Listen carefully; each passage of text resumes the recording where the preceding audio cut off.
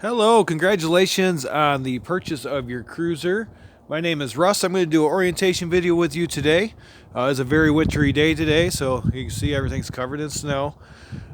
This email that you get with this video in it, there are a couple other links to go to videos for maintenance. I do recommend to watch those as well. There's some good information on there. We'll start with your orientation right up here in the front with your electric tongue jack. So you have one switch that's going to take it up and down, and then you have a switch that has your light right there. Now if this were to fail for any reason, you can remove this cap right here. There's a tool in your front compartment. You can manually crank this up or down. You do have two 20-pound propane tanks. Regulator right here. This is pointing towards the tank you're using. So if this tank goes empty, simply turn the regulator, open your valve. Now you're using this tank and you can fill this one. We have not prepped this yet. This is still out on the lot, so if it looks like something's missing, it's because it is. We haven't done it yet. So your battery would go right here. If you got the starter kit, you will have a brand new deep cycle marine battery here. There is room for two batteries if you wanted. You are solar ready, so if you had a solar panel, portable solar panel, plug it in there and it will trickle charge your battery. And then right here is your battery disconnect. So right now it's in the on position. All you have to do is turn it to the off position, and that will shut all 12 volt off to your camper.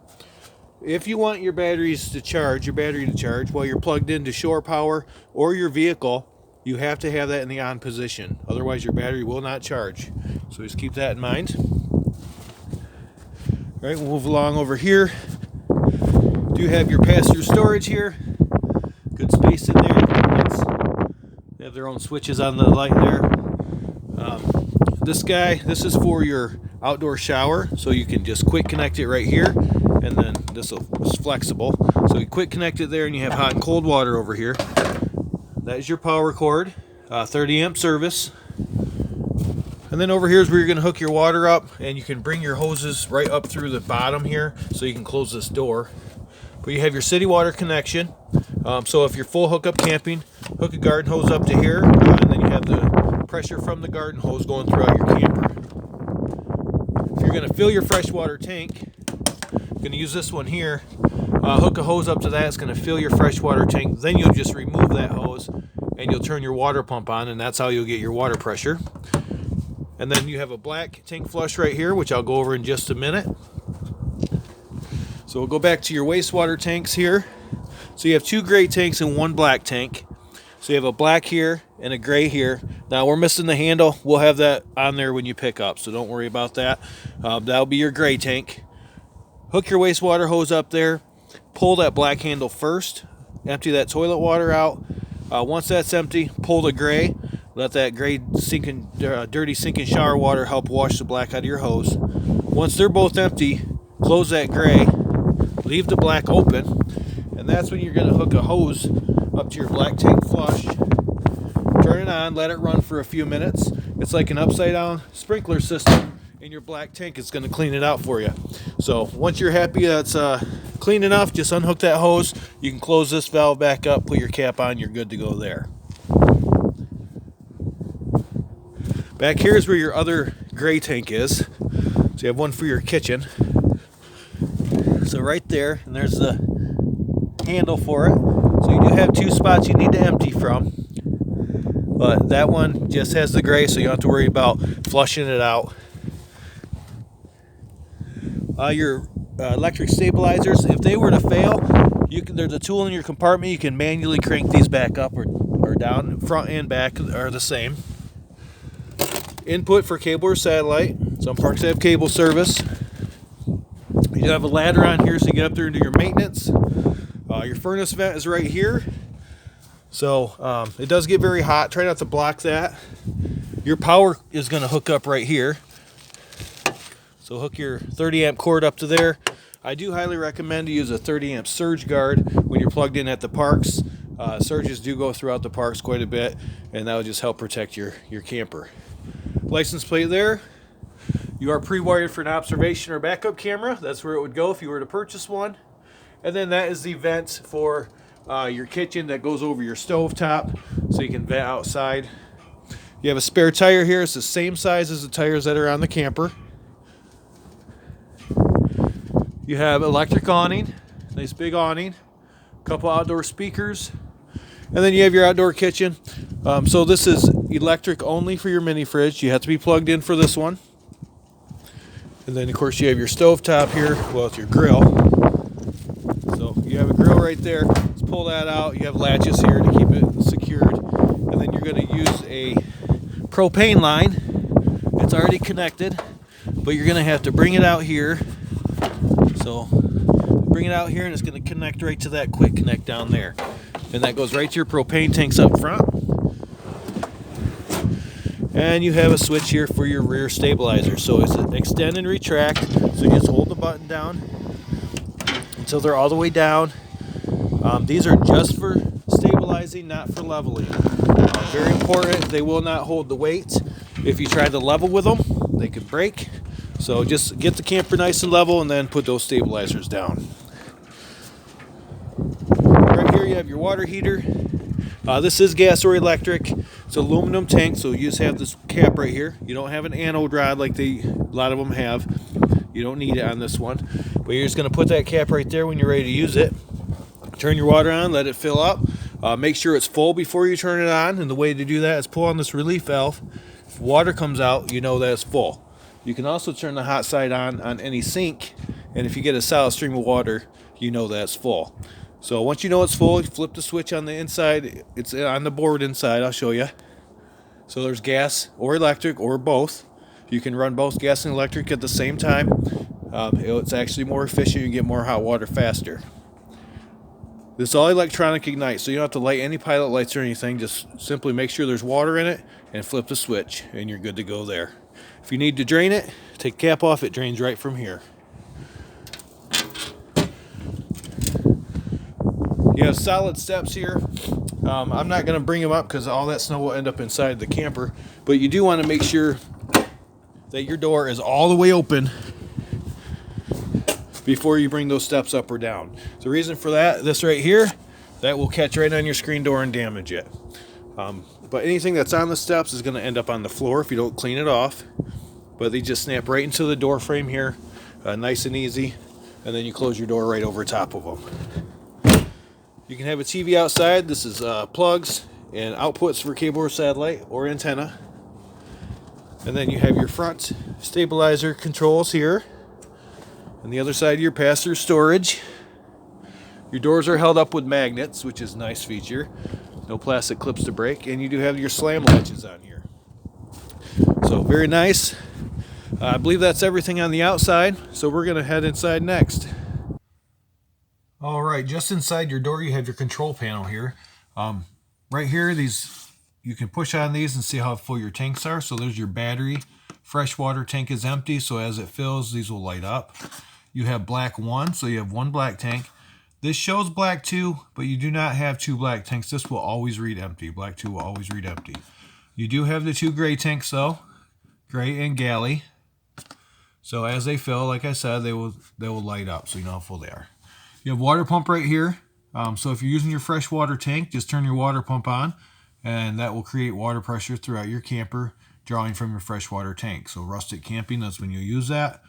And then your water heater, gas or electric, or both. So whenever that water heater is full, just turn them on. Turn one or the other or both. And then you have tank heaters on here. So your tanks have like heating pads on them. So if you're a late season camper, you're afraid it's going to freeze, turn that on. It's going to help keep your tanks from freezing on you. Living room lights, awning lights. Right here's for your slide. So you're just going to hold the button down until it's all the way in or all the way out. So just simply hold it down. It will just stop for you. Your awning, same thing, in or out. If you're taking it out, it does not stop automatically when it gets all the way to the end. You do have to watch for the valance to fall, the extra material at the end.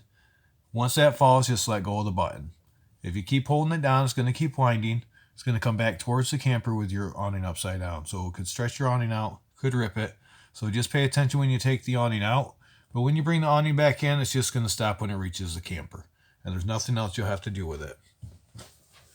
Right over here, you have wine guard. So this is a Wi-Fi extender. So if there's Wi-Fi near you, you can turn this on. It's supposed to make that Wi-Fi a stronger signal for you. And there are instructions on this too in the manuals. Right here, your thermostat is 23 degrees in here right now. Just push this bottom button until you get to where you want. So there's fan, different fan speeds, your air conditioning, different fan speeds, and that's going to go to your furnace.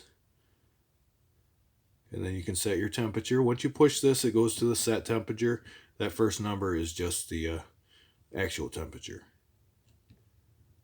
Turn that back off, and it goes off again. So push the bottom button until you get to what you want and set your temperature there. You have this switch here. Shows fireplace or AC. You can run one or the other. You cannot run both at the same time.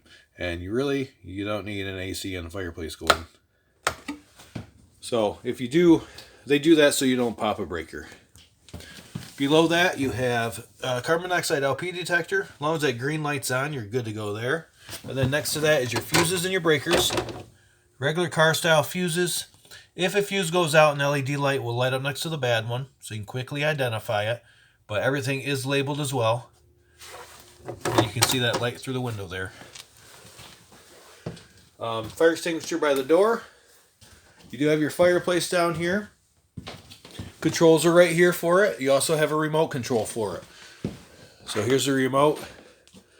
So your power button, I'm not plugged in so it won't work for me. But you have power button, you can set your temperature.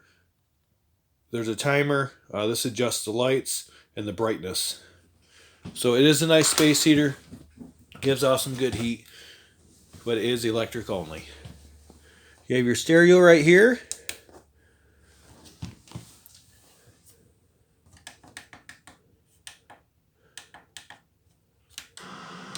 So you have two speaker zones, A and B. You push it to turn it on or off. So A is inside, B will be your outside speakers. So that's how you turn the inside and outside speakers on or off. You have AM, FM, Bluetooth, HDMI. You can set your time on here. So nice little stereo. And above that is your television. So it does go up and down. The control for that is right down here. So just hold the button down until it's all the way down or all the way up. Pretty cool. You have a light here for some blue lights. All the vents you see along the floor, the black vents, those are going to be for your furnace. Any vents you see in the ceiling, the white ones are for your air conditioning. Your air conditioner has filters on both sides here. You can take out, clean, and reuse. If you want to cool it off quicker just in this room, open these ends up here and it'll dump the air down. Otherwise, you close these and that's when you'll get more pressure through your vents and you'll cool other areas off quicker. You have this fridge here with all your controls right here. Your TV and stereo have remotes as well. So TV, stereo, and then fireplace. Your keys will be on your sink when you get here. So you can take them with you or leave them there. It's up to you. Push button lights kind of throughout. You do have your big microwave here. Nice microwave. And it does have vent and light here. So open that up outside. Turn that vent on. And it will vent outside. Extra counter space with this glass top down. Otherwise, fold this up. Now you have a nice backsplash. You do have lights on here. But to light this up, you're going to put it on high, and you're going to turn this igniter however many times it takes till it lights up. Turn this to the right only. Do not turn that to the left. It will break it. And then for your oven, you're going to put it on the flame. Hold this in while you turn the igniter. This releases the gas. That'll spark it. So once that pilot light stays lit, then you can put it on whatever temperature you need. And make sure you put this down before you travel anywhere because this will break. 12-volt refrigerator. So you can have this on running down the road.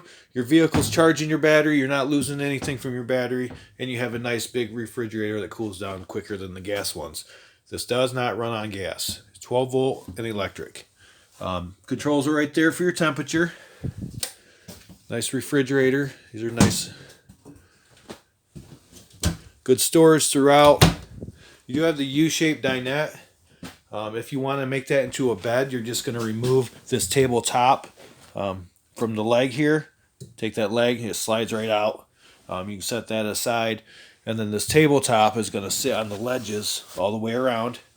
And then you fill in the void with your cushions on the back there.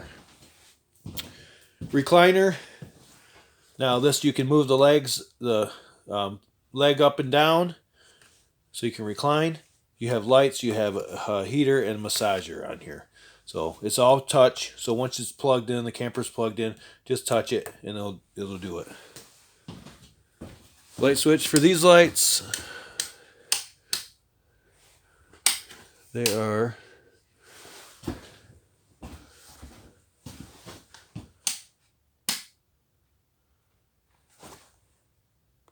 so it's that light right there. These ones are push button. You do have these sliding doors going into the bathroom and into the bedroom. Make sure that they are latched into place when you travel. That way they're not sliding back and forth, getting broken. You have a light switch for your bathroom just inside the door. Foot pedal flush on your toilet, so halfway down brings water in, all the way down will flush. You have a GFCI plug here. Your shower, pretty self-explanatory, hot and cold. And then you do have a fan up here with a vent, so just twist the vent open. There's too much snow up there right now, but twist it open, that'll raise up, and then you just turn your fan on right here. You want to make sure you put this lid back down before you travel, otherwise the wind will catch hold of that and you could lose that lid. Here's your other latch right there. Light switch just inside the door.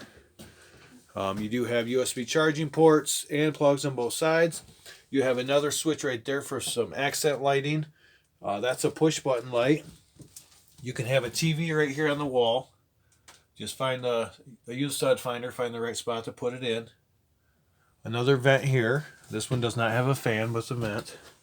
And then you have some storage underneath. And that tool right there is used for your tongue jack. So it's not in the front compartment. I was wrong. It's under your bed. That one is. Alright. And it looks like that's about everything in here. I hope this video helps. If you have any questions, just write them down. And when you come pick up, we'll be happy to answer them then. I do want to thank you for purchasing at TerryTown. We do appreciate your business, and congratulations.